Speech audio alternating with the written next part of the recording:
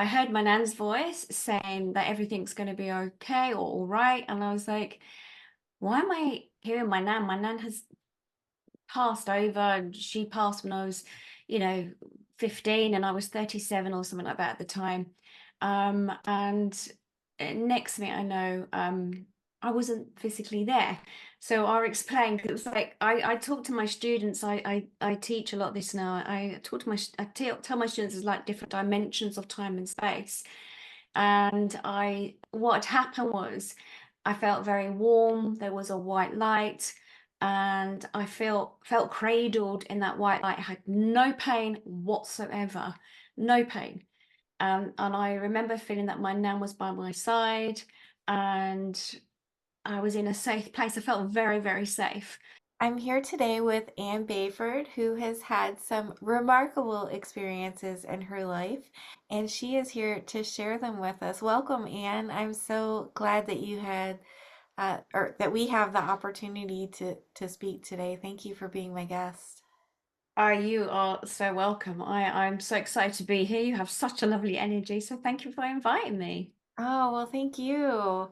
And so tell me a little bit about yourself. You've had some incredible experiences. Tell me about where you came from and what led you to these experiences. My gosh, I love that. It's a long story. I'm 55, so have you got long enough to wait? I joke, but um, let me think. I'm sometimes thinking, should I start from the beginning? But yeah, let's have a little look and sort of rewind. So I'm born and bred in the UK, in the United Kingdom, but I've traveled around the world and done many different adventures. And my experiences, well. I've had three near-death experiences where my heart has actually physically stopped, and the hospital has actually sort of said, yes, your heart has actually stopped because it's to do with what actually happened, and I'll go into detail with that in a moment. And then on top of that, I had a brain bleed, a seizure, and so a mini stroke 2 years ago, where for 14 weeks I couldn't talk or walk, and then a whole cancer scare in January, sort of last year. So I've been, yeah, I'm a cat really with 9 lives. Maybe I hope more. It sounds like the cat might be your spirit animal for sure. You've been through it. Yeah, well, I used to be a big cat keeper as well at London Zoo in this country, and I travel around the world, sort of working with big cats and elephants and everything else. So, yeah, I think also spirit animal as well. So, yes, I have been through it, and it's taught me a great deal. And the work that I do now as a psychic medium and a trance channeler, it fits in really well.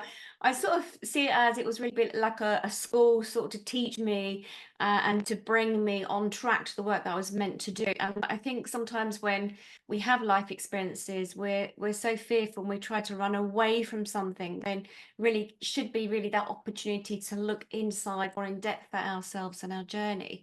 So they really were those people call them spiritual awakenings. They really woke me up and really shook me. And so then I was like, I had to start looking at things. But the first one was the biggest one. I'd sort of say when I got knocked down by the van. That was 2002, sort of March the 11th. I'll never forget that. And that really started it off for me. I was in a very unhappy relationship. And when you've got two people that are in a relationship together, if it's not a happy situation, you can become quite toxic. And didn't want to remain in that situation, but didn't have really a way out. And did I really believe in spiritual stuff at that time or energy? I like to call it more energy than spiritual. No, I didn't. And I think they really sort of woke me up to shaking me literally by the van knocking me down.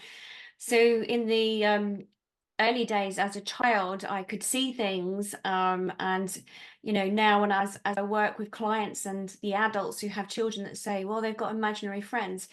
I don't believe they're imaginary friends. I do believe they are spirits that have come here to help the children. Children can see it. Children, until those caregivers around them are sort of saying, no, it's not true, they can see them really with their eyes and their feelings and their senses and everything. And children tend to work with their intuition and their sixth sense. And adults, as we grow up, it's like we don't believe in Father Christmas and the Easter Bunny. Now, I'm not saying you should do, but I'm saying, we need something to believe in. And so, yeah, growing up, parents sort of, well, mother sort of really sort of said you can't keep going around saying to people that you can see that they've got dark shadows on them, which were cancers and stuff, and you can't say that you keep seeing beings or humans walking through the wall. You can't do that. They'll lock you away and think you're crazy. So I sort of shut down, and so I didn't really open to that. And I sort of really spent my time with animals, and then later on became a zookeeper and everything else. So yeah, life happens. Like life happens to all of us. And coming from a really tough background, we didn't have much growing up, and yeah, food was a luxury item, shall I say? So I know what it's like to sort of live that sort of lifestyle. And so, yes, I ended up in that relation as a counsellor, which I am qualified and trained in, which I combine the both now when I work with clients. As a counsellor, I can understand how I got into that relationship, and I can be quite reflective and look back at the whole story of Anne and the chapters of our life, like all of us, we go through things. But the day of the accident, I was saying goodbye to my two children, my son Nathan, who was 5 at the time, and Rebecca, she was 7 years old. I remember in the morning, it's like being a typical parent where you're rushing to get the kids ready for school, you're rushing to get yourself ready for work. There's a deadline, and the kids are doing their thing, and you've got dogs running around the house, and the cat's doing something, and the rabbit's doing something else, and you're just trying to do everything. You're juggling, you're getting food ready for the evening meal, and then breakfast, you're trying to clear the dishes away. And I was rushing to get him in the car to drive him to school, which I did, park the car up. Didn't spend the time. I wasn't mindful of really being with them at the moment, saying goodbye to them, how much I loved them. And that still sits with me today. Oh, it always feels so tearful. Because you always think you're going to see your loved ones later, and it's never a given. And if you knew in that moment that would be the last opportunity you would spend longer with them, and actually you probably would let go of them. So yeah, it was a moment I shall never forget. And actually, I'm grateful that I never forget, because it makes me appreciate those around me. So I'm glad that it sits there, but it's really a wound in my heart, should I say. So I kissed him goodbye on the forehead, and I sort of ran to the train station, got the train, was at work all day long, didn't really give him any thought, my children. And a woman like myself who'd had, previously 5 miscarriages, you think then when you actually finally do have them that you would be, think about it more. But yes, so I was just in my head doing my work. I was about to leave. I said goodbye to everybody at work. And again, it was like, really, didn't give it much thought. The place I worked in was for a charity. It was a befriending scheme for the elderly. I loved my job, absolutely loved my job. There were certain points and certain areas of my life I absolutely loved. And I loved helping the elderly, organising a befriending scheme and people going to their homes and reading their envelopes.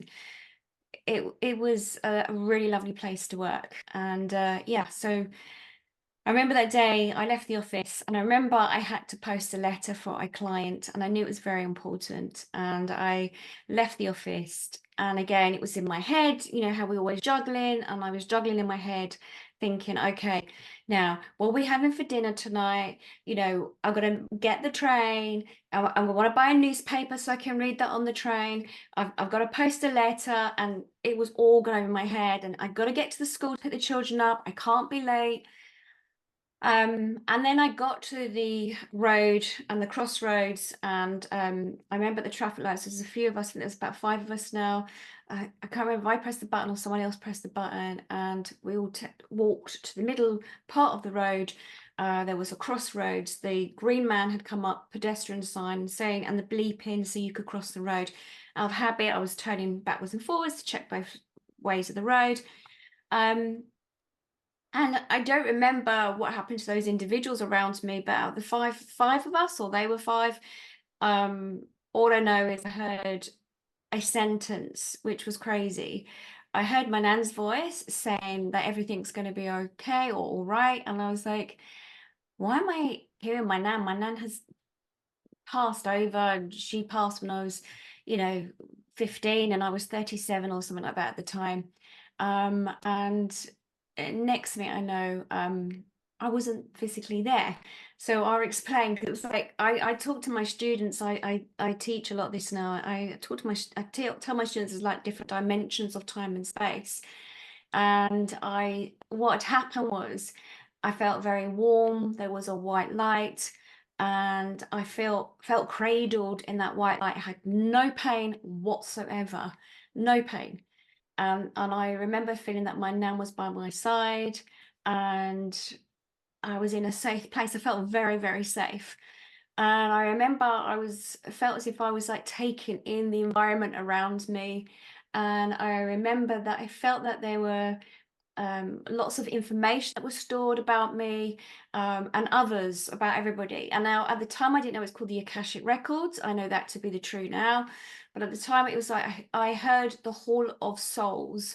So it was all the information that everything that happens to us in life, our personalities, our life experiences, our emotions, are sort of stored. It's like in a blueprint, an echo of information about our souls and our journey. And that's what I work with now with clients, and I sort of pull it through and have a little look and see what's going on. But when this was happening, it was like a rewind, having a little look. It was like a life review, a soul review of this soul journey that I was on. And I remember seeing, and I can only call them beings because I don't remember them looking like humans, but they were like beings that they were guiding around me and moving around. And I remember looking down at one individual thinking, where are their feet?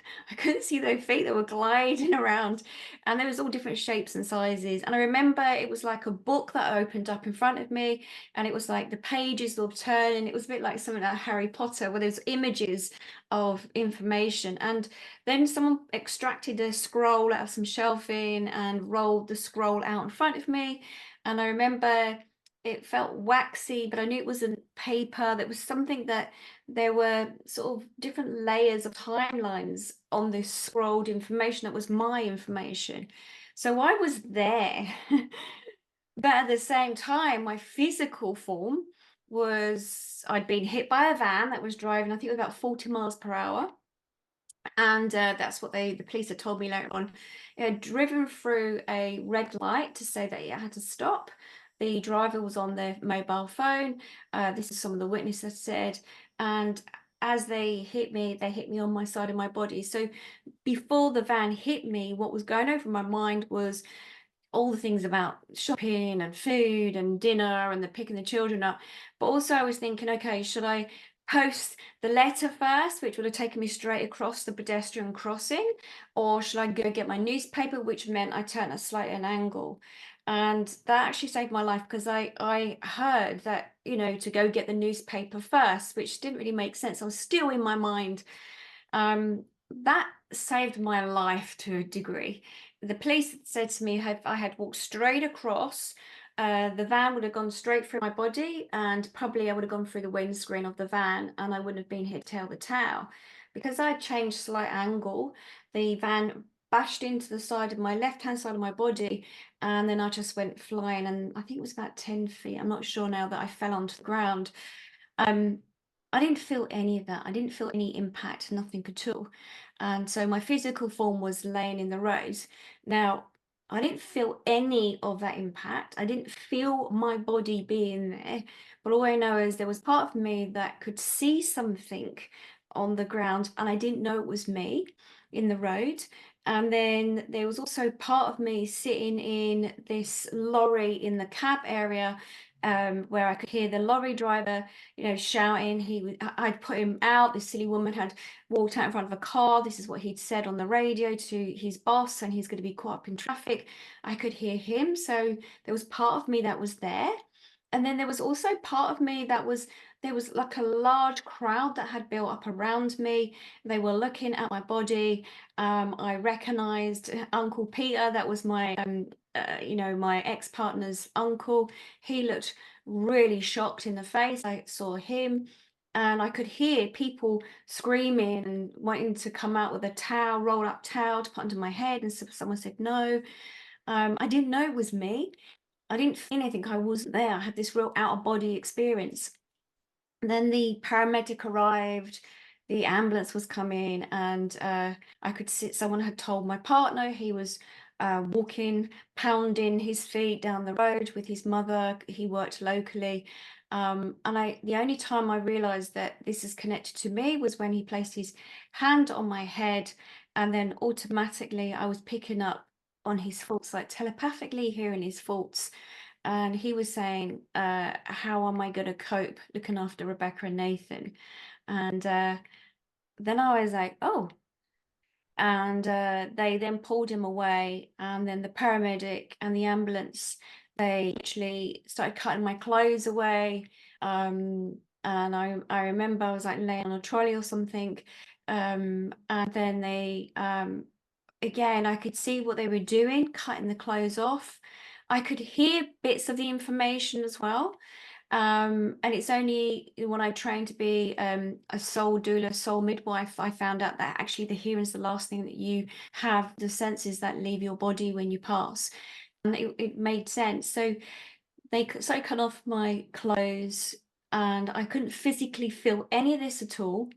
I was out of my body, I could see it happening, but also was part of me somewhere else. And then when they actually paddled me, they shocked my heart. I remembered feeling that I rushed back into my body. I was coming down like a water slide and then came straight back into my body. And that's when I felt the pain. Um, that's when I felt the pain. And I didn't want to leave where I was. I felt very connected where I was. I will always call it the Hall of Souls. I felt that there was an unconditional love. I hadn't ever received that ever in the whole of my life as a child. Um, I'd never felt that I was being held or I was in a safe place, but when I was there, I felt safe and secure. And as a medium now, when I'm working with clients, and when I say when I'm working with clients, they're not just the ones that are living on the side of on the other side of the screen. I owe my duty to these clients that are in spirit form, and I feel them. So my duty is to them first and foremost. So working with them when they come through and forward, when I'm working with a client, I feel where they are. They're connected as one, as this whole consciousness of one. And I teach my students to go connect to that. That's where our higher self is. That's where our soul consciousness is. There is no pain there. When I have a loved one coming forward and I'm working with a client, that I can feel through them that they can feel their loved one that may be emotionally tearful or upset or whatever they are feeling. It's like linked from the heart center. It's the empathic side, the intuitive side. That is that connection that they then feel that, and then they step forward, whoever it might be. It might be a dog, a cat. I've even had a guinea pig in, horses, humans, you name it. We've had angels, we've had the whole collection. And so when we have a loved one coming in, they feel the energy of their loved one that's still here. And the biggest thing they tell me is that they can feel the pain of their loved one because their loved one is missing them. And that grief can hold you stuck. That grief becomes that fogginess of the brain that, you know, you feel that is all there is to life, is the physical form, but it's not. It's that soul consciousness. And so working with students, working with clients, I help them to connect to the other side as a medium and to work more closely with it because of my experience. So yeah, so that was the first near-death experience. You heard your Nan's voice right before it happened. Did you feel her presence or see her or anything like that when you were pushed out of your body? I love that. So we're often told about archangels, and we're often told, archangels will only intervene if, your life is at risk, and they're there to prevent you from losing your life as such. If it's not your time, your expiry, your barcode on your, I always say sort of barcode on your wrist is what I've been shown. Um, my nan, I heard her voice, I recognized her voice. When I later trained as an angel practitioner, I became aware of during that training and the work that I do now that my nan was, her voice was more like hers, but it was really connected to the angels also that was going to be by my side on that day. So when I'm working as an angel practitioner, I feel the same warmth. So with when that day the accident actually happened, before the van hit me, physically hit me, I felt warm and I felt a light that came through already. I was starting to feel very warm. It was March the 11th in the UK, London. It was grey, it was freezing cold. Like my body, I had to have a coat wrapped around me. It was cold. When the lights started to come in and I started to feel warm when I heard her voice, I believe to this day it was very angelic. So I was being protected, so I felt her around me. Yeah. Oh, wow. That's beautiful. And that must have been comforting for you as well. Did this open up your gifts even further? You already had gifts, but did this kind of like crack them open? Yeah, you crack them open, that's for sure. That's the right word. It literally, it's like, Anne, why aren't you listening? Let's crack it open with a hammer or no, with a van. Yeah, no, you're right. It's interesting. As a child, I was open, like most children are. That's when our senses are there. So everyone, if you have those sort of caregivers around you that enable your gifts, I believe it carries through the whole of the adulthood. And I know that from teaching students. It's when we go through certain stages and the caregivers around us that might think that, for whatever belief they might have, whether religious or cultural or their own personal beliefs, that shuts it down. We have our senses. That's why we're equipped with all our senses and extrasensory perception. We were meant to live hand in hand with them. I've been told this many times by the guides and galactic council, light council that I channel. We are meant to be living with all our senses, but it shut it down. And during this chapter that happened to me, yeah, it slowly started bringing them back. I know now that the work that I do when I'm, working with my clients, that through that experience, I feel that soul consciousness from those who are on the other side. I feel connected to them. I'm aware of when angels step in more because of all those experiences I've had, because of the angelic realm and how they feel that frequency. Now, I didn't believe any of this in the beginning. I was trained and qualified in psychology. I specialized in counseling and mindfulness and tapping and hypnotherapy and everything else. I didn't believe in this. I thought it was just a chemical reaction that humans had, and this is what happened. I mean, I've been researched now, and there's been a couple of universities that have reached out to me. They've done the wires on the head. They tapped into that to sort of see what happens with my brain waves when when I go into trance. I've been part of that.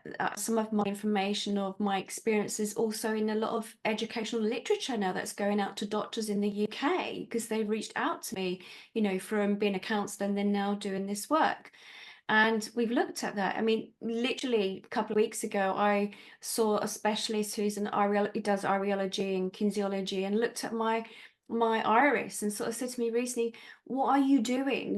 There's something going on with the pupil. It's showing me that there's part of your brain. Didn't know I did trance channeling," and said, "I've only seen this in mediums." And I said, "Well, I'm a medium and trance channeler," and it was quite a large area in the pupil, in the iris that was showing up that's my part of my brain that's activated. He also said that the iris was showing that there was something going on with the esophagus. Checked my throat out and said, no, it's like ectoplasma that's actually building up another voice box. So when I do my deep trance channeling from light council, so if it's a shame when we're children that it's shut down. So yes, when I had the accident, it changed everything. I was diagnosed with post-traumatic stress. I was disabled for 4 years. I nearly had my foot amputated. I had 7 breaks in my foot. My knee was broken. My hip was broken. My kidneys were bleeding internally. My heart stopped because of that. I had to have my gallbladder removed. I had to learn to walk. I was in a wheelchair for 2 years. I couldn't actually physically walk to my children's bedroom and read them a story. That was hard, where I used to every night read them a story. But all I know was at the time, well, just before I was going to church, And afterwards, I needed to seek some information, some help, because I couldn't understand the experience I'd gone through. And at the time, my particular church said, as a Christian, this is not what we believe. And I started doubting everything. I was like, actually, and this isn't like to Bible bash, this is not what I'm doing. It was about, I had to look at life in a different way. So then I started having more experiences. As I started going back to working in a different field, teaching children about wildlife and conservation, because that was my field that I started off in the beginning, I started hearing more information when I was working. I started being able to sense into people what they were feeling, and it started to become an avenue that I needed to explore. So that's when I started training at a college in London to discover more, just as a student. And now I'm a consultant there as well. I work there 1 day a week. But yes, I started to explore things and started to see more. It sort of opened up a whole chapter of my life until the next near-death experience that happened. Yeah, so tell us what happened with that one. So the second one was when my lungs totally collapsed on me.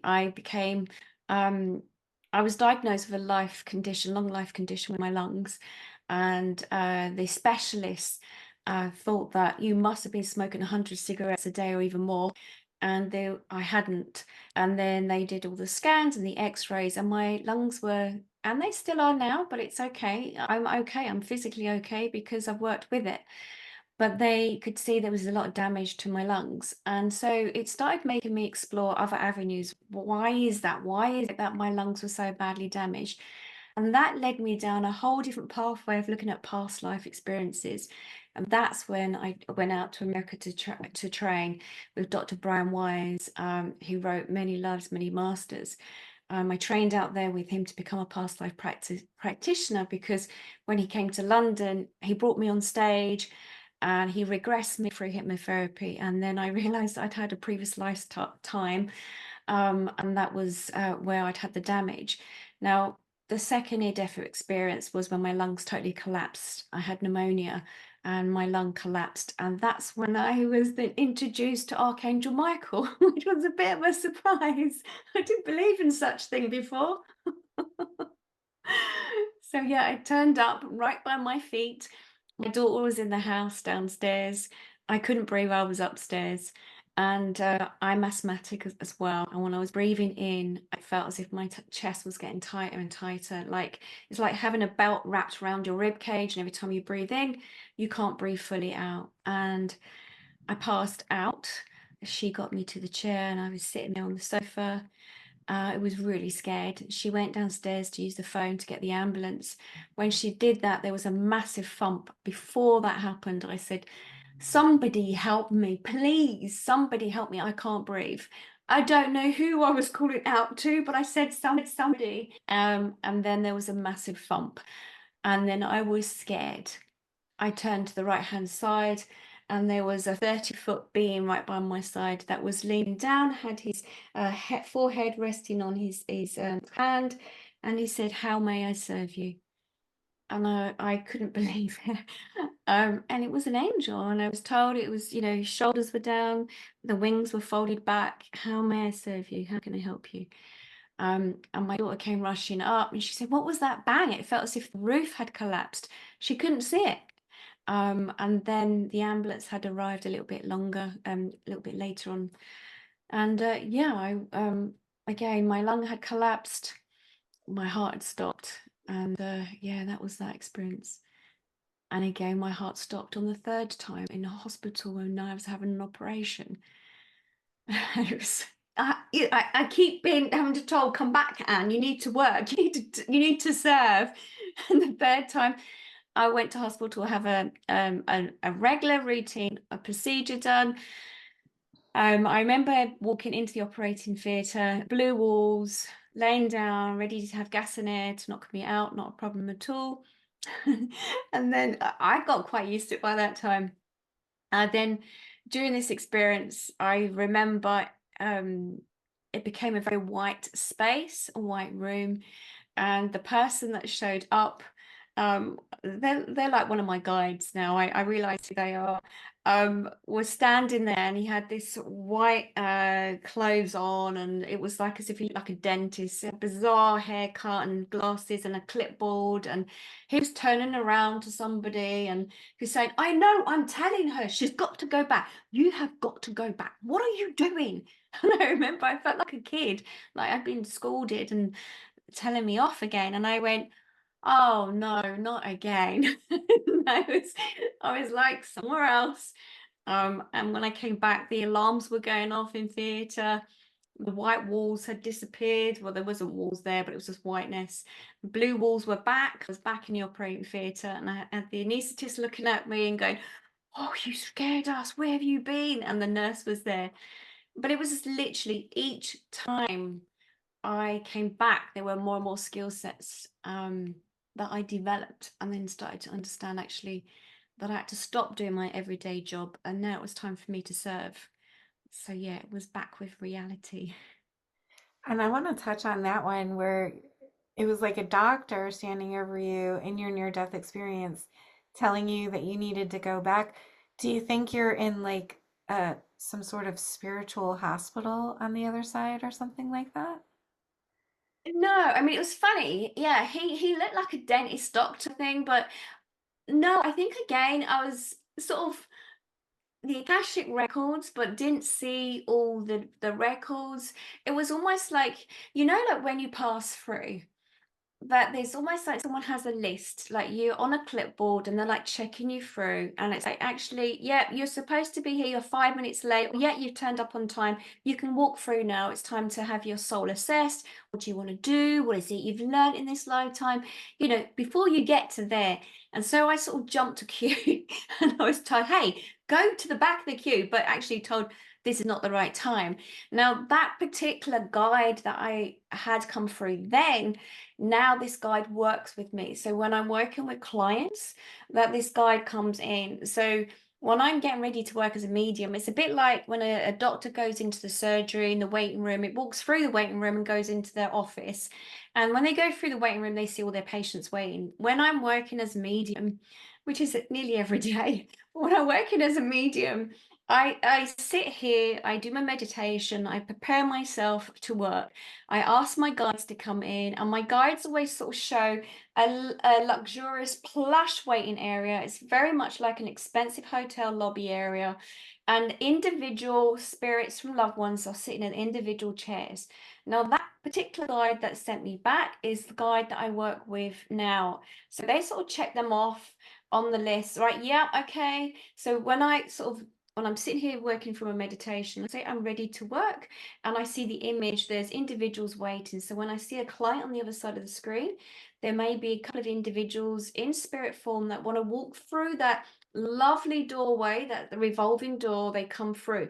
But my guide is with the clipboard, and my guide will say, no, actually, it's not you, or yep, it's your turn, you need to come through. And then when I'm finished for the day, my guide, I always say thank you for them on the other side for coming through.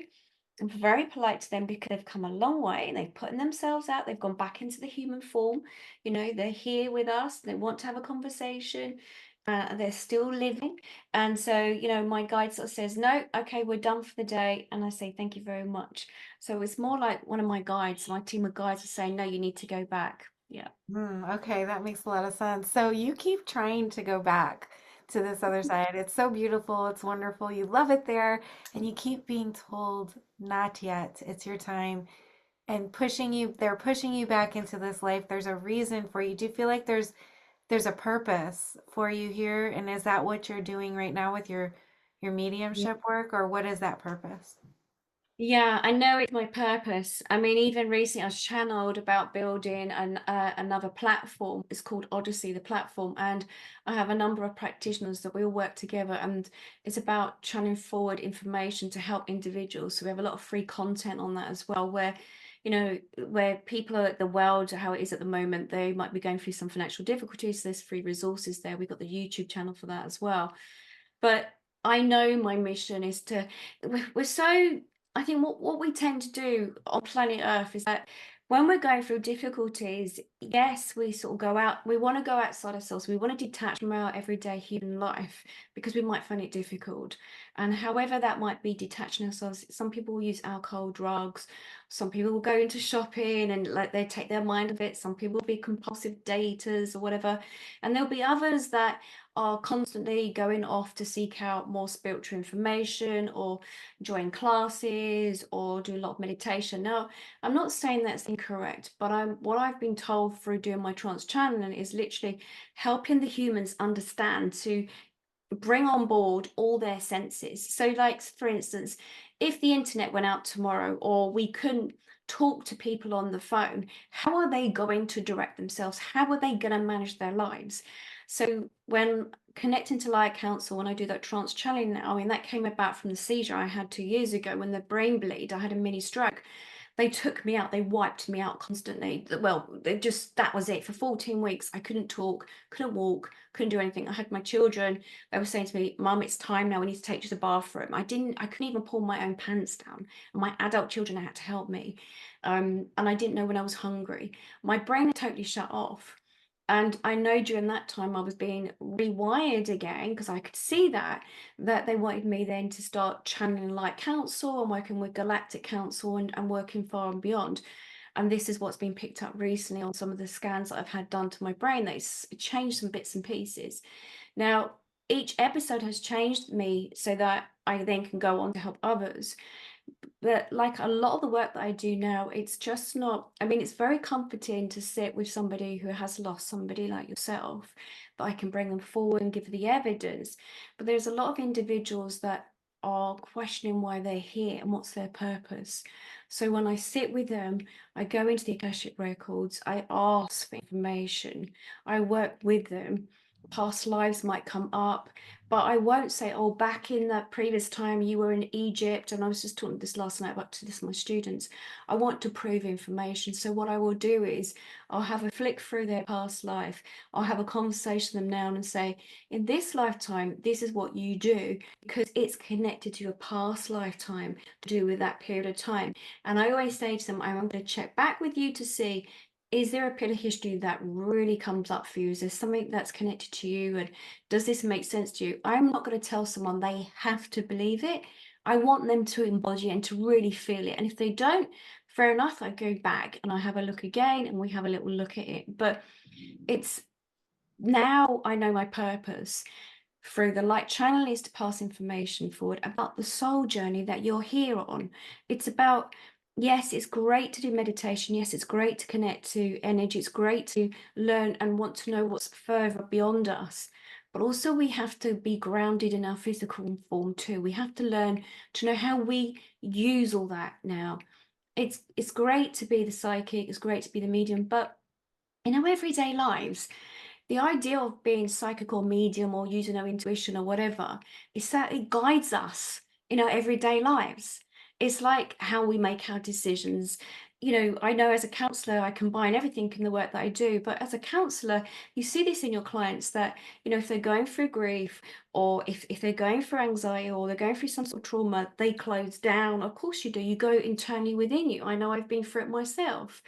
But the idea is then we can activate the other areas of ourself so that we can learn to expand, but also to have the everyday experience. I'm finding so many people now that have said, well, I'm connecting to aliens, I'm connecting this, I'm connecting to that. But you're detaching yourself from your everyday life as well. And you have to have a balance of knowing, yes, there is a soul consciousness. Yes, it's beautiful, it's amazing, and you can connect to it and feel that unconditional love. Yes, there are angels. Yes, there are other beings there. But also, they aren't going to go down the road and buy my shopping for me. They aren't going to do the groceries. They are not going to be cooking my dinner in the evening. They're not going to be paying my bills. So we also have to be practical because we are living this experience. We are the human being, as in being in the moment. We have to be present also. We have to be mindful. We have to have those relationships. Our relationships, when we interact with people, are helping our souls to grow. It's helping our soul that comes here in this human vessel. Our humanness is having our senses to feel it, to help our soul understand the purpose and reason why we're here.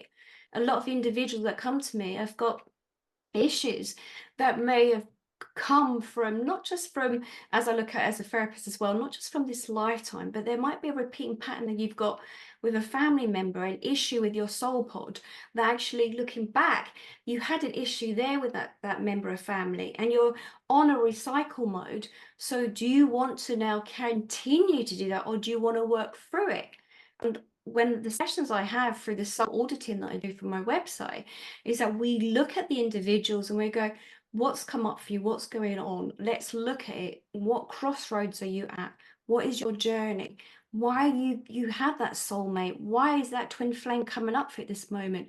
Because you're meant to be who you are right now in this lifetime.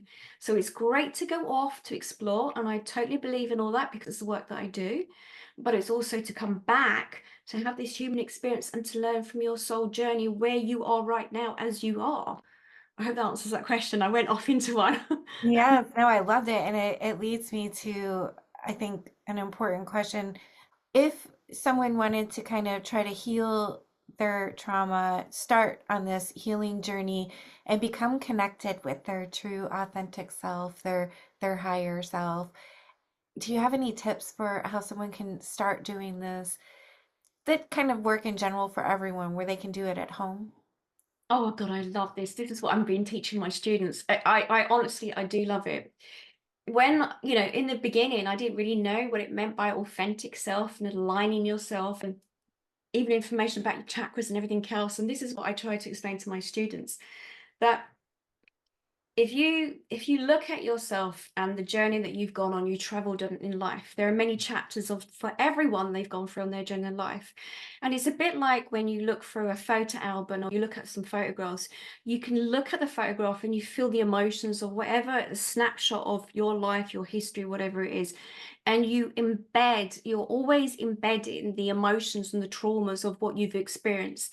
Now, I know I've gone through a lot of traumas, and so many people have.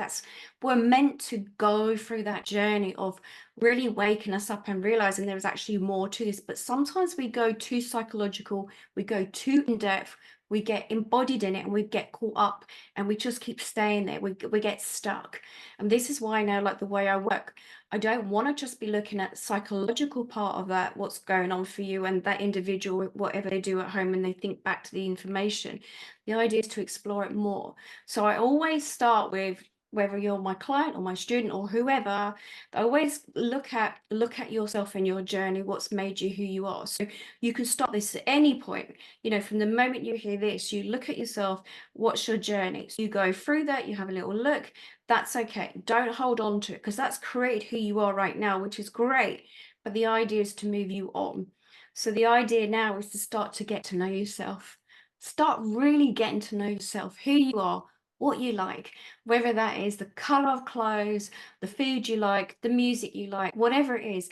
The more that you know yourself and where you are right now, you start becoming more authentic to yourself. So many times where you end up in relationships, and I've done that myself, where you're trying to fit in with somebody else, you lose yourself. And so many individuals do this, and they look back on their life and they go, oh my God, I've wasted so much time. And I hear this from these guys on the other side, spirits. I hear this all the time. This is one of the things they tell me. Please make people aware of this, that you start doing things for yourself. It's not being selfish. When we are brought up in a family and people sort of say you're being selfish, that's their toxicity. That's how you're controlled and managed to some degree. But what you need to do is look at who you are, where you're on your journey, and start doing things that you enjoy doing. Start going out there, pushing those boundaries. If you want to learn to dance, go out and dance. If you want to go travel, whatever it is.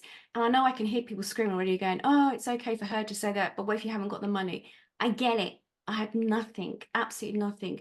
I'm saying, even if it means you go out in the sunshine, if you go out in the local park, even if you go and sit on a bench, someone sits next to you, start talking to them, whatever it is, start knowing who you are and start being aware and taking snapshots of information that's really brought you joy in the day.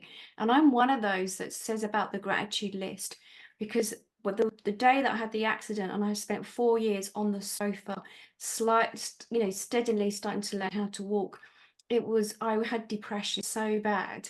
I couldn't face each day. And it was like literally the snapshots was watching the squirrel in the garden or something that made me laugh. And then when I went to bed at night, I gave thanks to my body for breathing, for my body helping me to recover slowly. I worked with my internal cells, and I started becoming aware of that mind shift. So you are responsible for your own mindset, your mind shift on how you look at the world. And it's looking at what comes up for you as an individual and start looking at it as in, okay, if I start looking at things that I enjoy doing, you start automatically start changing your mind shift in your head. You start changing, you start becoming more aware of the positive things in life. You start coming back to being more authentically yourself. And then I start saying to people, then now you need to start tuning in. And I will always, and I say this to all my students, and I hear them going, oh God, here she goes. I always say, meditate. Now, meditate doesn't have to be as hard as what some people think. I'm not saying you're going to meditate and you're going to have Buddha visiting you or another ascended master like Jesus. I'm not saying that. Being mindful of your everyday life, being mindful in mindfulness practice, as in the sense, if you are walking in a park or you're walking around nature, is to absorb nature, start working with your senses, really being mindful, feeling it when you feel your feet or barefooted on the grass, feel into it, how it makes your body physically feel, and how it makes your emotions feel in your body. Start really coming into yourself. We're so much in our head that, about worry or what we think is going to happen, or we live in the past. By being mindful already, you're using your senses. So it's being mindful when you're eating, when you're drinking, whatever. You start aligning all your energy in your body. You start becoming aware of how you are physically feeling. You're using your senses. Straight you start doing that, as in you can meditate, walk in meditation, as in being in the present body, being aware of your senses, what you hear, what you see. By being mindful of that, you start being aware of when your energy goes off and you get depression or a way, certain foods make you feel, whatever it is. Start then opening up, start saying, I want to have messages, I want to build a relationship with my guides. Now, I always say working with guides, because then if I can't find my keys, I'm like, oh my God, where's my keys? I need to find them, or whatever it is. And my guides will come in and speak to me. And guides will always be the positive words, not the subconscious mind that will always have a go at you or extract information from your past, that your childhood, and sort of say, you're stupid or this. That's not going to be from a guide. A guide is going to be there, your cheerleader, saying, oh, you could have left them on the side of the fridge, you could have left them on the side, whatever it is. And then you start saying, I want to become aware of messages and guides that are out there from the universe. It might be feathers, it might be digital, double digits or whatever it is. Start tuning in that you want to become part of that conscious awareness. You want to start seeing things. And you start doing that, you're activating it. So there are just those are the few tips that I will give to my students. I hope that helps. I love But that. That helps a lot. Yeah, so you can tune into your guides and actually change your life just by yes. using these simple little tips. Yeah, and I always say to my students, because the thing is about teaching people, I'm dyslexic. I hated school because I could never pass an exam. My brain would I just was never with it. I was a child that also daydreams. But I will always say to my students, when I make it fun, I say to them, look, see your guides like it's like you're on a dating app, okay? Imagine you're on a dating app and you want to connect to somebody. If you just keep swiping and then you swipe the other direction, you go, oh yeah, I like that person or that individual, I want to have communication with them. If you don't text them a message, or if you don't have that relationship, they're not going to be there. They're going to wander off. Same as your guides. Your guides can be your loved ones. They can be your family members. I've had guinea pigs come through for somebody recently that was squeaking away, and then I had to go into the mind of the guinea pig and I said, I need more conversation here. We need to talk. I need to understand what you're saying. And so I was working with the guinea pig on the other side. Animals that come to us, pets. A lot of people think that they've rescued those pets. They haven't rescued them. The pets knew they had to come to rescue their adult, that human, or whoever they are. And the animals, normally, when I'm talking to the living person, the animal might be by their side, living, and they might be communicating with me, and I'll pass the information over. So there's guides everywhere, but we have to learn to communicate and ask. Otherwise, they walk away. I love that. That's so useful and such simple things that if we don't know, we're not going to do. And they're so easy, we can just implement them into our daily lives and completely see a paradigm shift. So, thank you for sharing that. That's amazing. If my viewers wanted to reach out to you, if they needed some more information, wanted to become a student of yours, or needed a reading, how can they find you? I love that. I was going to say, so because they just said to me, remember to say that you're never alone. That was really important. No one's ever alone. Loved ones always stay by your side, even when you might think that you can't feel them or see them.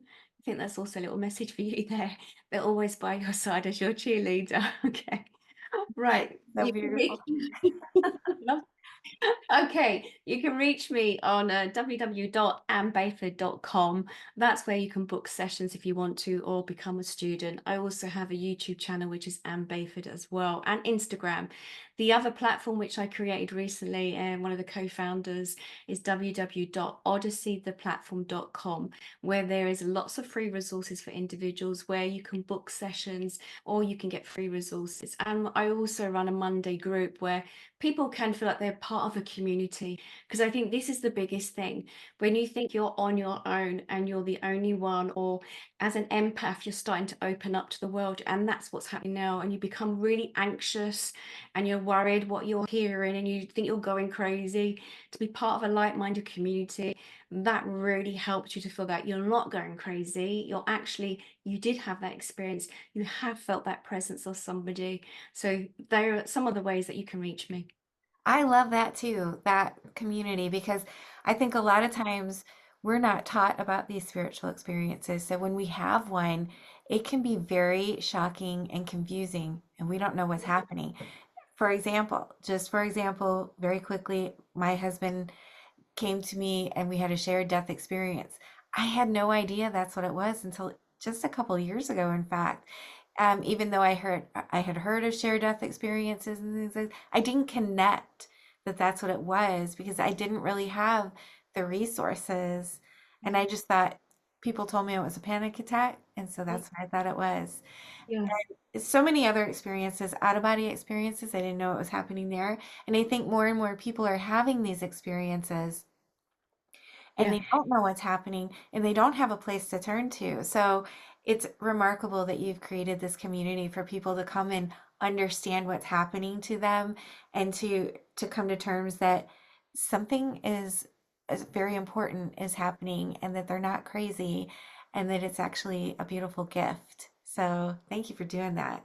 You're welcome. You asked me earlier what my purpose was, and I was told that's one of my purposes is to teach and to show people that they're not alone. It's not seeing and you believe, believe and you shall see. And this is the thing about now sharing your experiences. And so much on this planet right now, there are so many people having those awakenings and feeling abandoned or lost or don't know where to go. And that's why Odyssey was created, and that's what I do now is like with us having this conversation, to open that up, to help people to understand, our loved ones are reaching us through our dreams, even when we're sleeping. It's a different dimension, but they're coming into our dreams now more often. And lots of star seeds coming on the planet that are feeling a bit bizarre. They're the bystanders. They don't understand. They're not like their family members. They're so different. So the idea is that, yes, if you can reach me, brilliant, or others, but it's not all about us going out looking up for aliens. If you want to, that's absolutely fine. It's about us having this experience, why our soul is here as well. It's very important. Very important indeed. Thank you for bringing that up because we do tend to get caught up in these outside ideas and we forget that this is the experience that we're having. So Yeah, that's very yeah. beautiful. And so this has been just absolutely inspiring and uplifting. Do you have any last positive message for my audience today? Yeah, I do actually, because I know at the moment, and I know looking at some of my students and clients, that some people are going through a really rough ride at the moment and really troublesome time.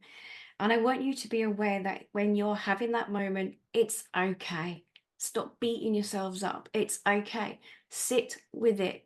Allow it to pass through. Because the more that you are fearful of it, you're giving it more energy to it and you're going down that rabbit hole and you're making it grim. I want you to be more present. I want you to be in the moment. I want you to stop traveling down that back, looking down at the past, what happened to you, and then worrying about what's in the future. Get over what happened to you. That's the best thing. It happened, and the why it happened and who you are right now is create who you are. This is who you're meant to be right now. And just give thanks that you are living and breathing and to stay in the moment and go and experience everything you want to do. Because I know those on the other side will give I was going to say their arm and their legs, but they're just laughing at me right now. But what they would give to come back, as in having the physical experience, because they don't feel what you feel.